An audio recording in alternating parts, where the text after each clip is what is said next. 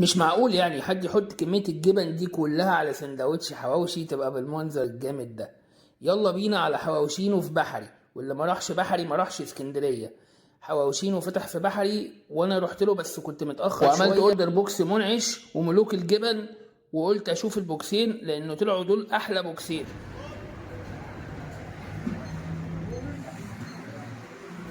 اول حاجه بوكس منعش ده بيبقى وش بيتزا عليه جبنه وعليه زيتون زي ما انتوا شايفين سخن نار، ده لازم يتاكل كده، لو برد الجبنه هتبقى طعمها وحش. ويلا بينا نروح في شده الجبنه دي.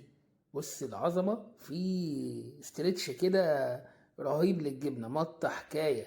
هنقول بسم الله وندوق مع بعض. هرجع اقول لكم تاني لازم وهو سخن، لو برد مش هيتاكل. هنا جامده قوي. انزل يا باشا ودي على طول.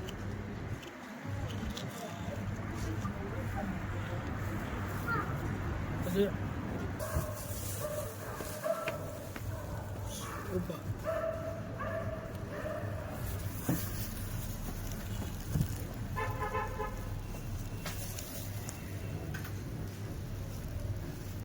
ده بوكس ملوك الجبن بقى، ده حواوشي عليه ميلت تشيز غرقانه زي ما انتوا شفتوا.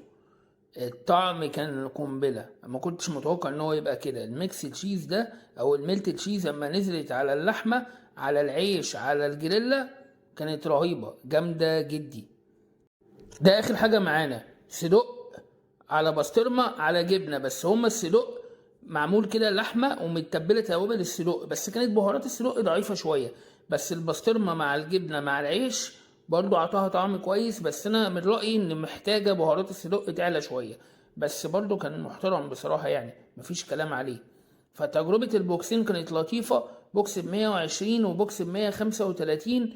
روحوا جربوها، حاجة تشبع وهتعجبكم. والطحينة حكاية، الطحينة بيجيبوا نوع طحينة حمرا كده ومحافظين عليها من ساعة ما فتحوا، من ساعة أول فرع بتاع محرم بيه. هتعجبكم جدا، يا رب تتبسطوا وتجربوها. في ريفيو جديد أشوفكم على خير، سلام عليكم.